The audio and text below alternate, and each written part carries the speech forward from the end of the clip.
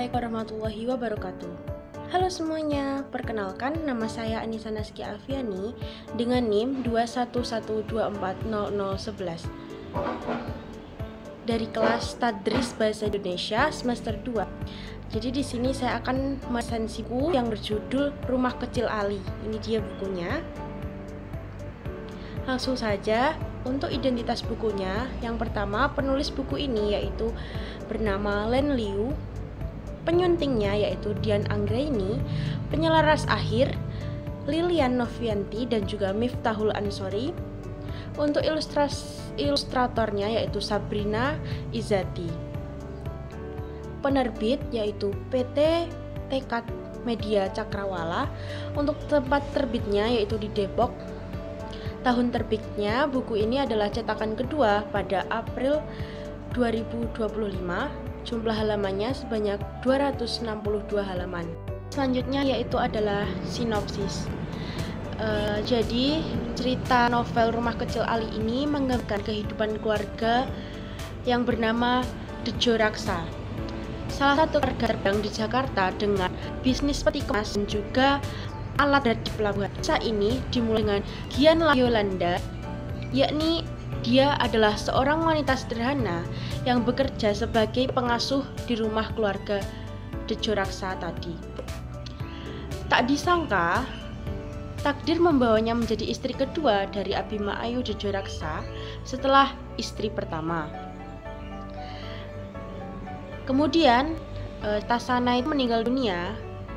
Dari pernikahan itu lahirlah yang bernama Ali, putri bungsu yang begitu dicintai ayahnya dan keempat kakak tirinya. Nah, di dalam rumah besar yang tampak sempurna dari luar, Gianla berjuang membangun cinta dan kehangatan sebagai seorang ibu tiri yang tulus, serta seorang istri yang setia. Di keluarga ini, perlahan membentuk ikatan yang hangat dan harmonis. Rumah yang dulu hanya dipenuhi formalitas dan gengsi, kini menjadi rumah kecil yang benar-benar hidup, rumah yang penuh kasih, tawa, dan pelukan hangat. Namun, bayang-bayang masa lalu, ambisi, dan luka yang tak pernah benar-benar sembuh perlahan meretakkan kebahagiaan mereka di dalam keluarga mereka. Walau bahagia sempat singgah pembaca, mungkin sebagian pembaca tahu bahwa badai akan datang dan Rumah Kecil Ali adalah tentang bagaimana kebahagiaan itu tumbuh sebelumnya pada akhirnya direnggut oleh kenyataan.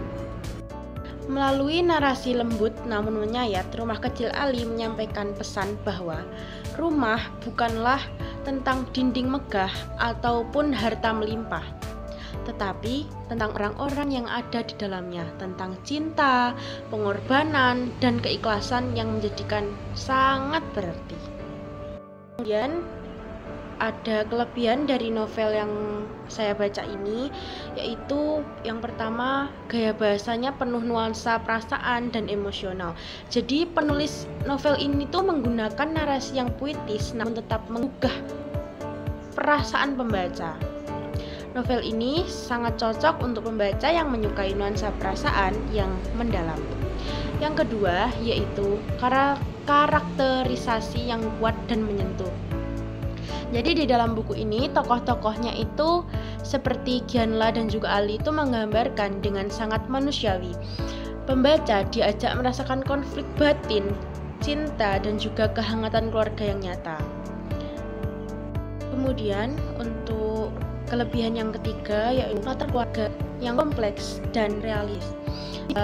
Buku novel ini latar sosial keluarganya itu terpandang di gambaran konflik antar kelas sosial, ekspektasi keluarga, dan ketimpangan sosial yang sering terjadi dalam kehidupan nyata. Kemudian yang keempat yaitu kelebihannya itu mempunyai pesan moral tentang keluarga dan cinta tanpa syarat. Jadi di dalam buku ini temanya itu sentral tentang arti rumah yang sebenarnya dan cinta yang tumbuh tanpa pamrih, sangat menyentuh dan inspiratif pastinya.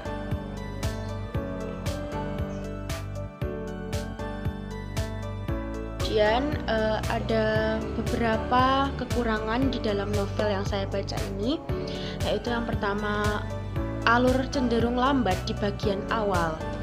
Yang kedua, jadi bagi pembaca novel ini yang menyukai konflik cepat atau plot dinamis mungkin merasa bagian awal terlalu banyak narasi reflektif dan perkembangan emosional yang lambat. Kemudian yang kedua yaitu cakupan fokus tokoh terbatas. Jadi beberapa tokoh pendukung terutama keempat anaknya Bima Ayu tidak terlalu dieksplorasi mendalam. Padahal mereka memiliki potensi cerita yang kuat. Kemudian yang ketiga yaitu minim dialog yang kuat. Jadi meskipun di dalam buku ini tuh narasinya kuat, namun beberapa bagian dialog terasa datar atau terlalu normatif, tidak sekuat deskripsi perasaan naratifnya. Mungkin cukup sekian resensi dari novel yang saya baca. Apabila ada kekurangan atau kesalahan dalam mengucap, mohon dimaafkan. Terima kasih. Wassalamualaikum warahmatullahi wabarakatuh.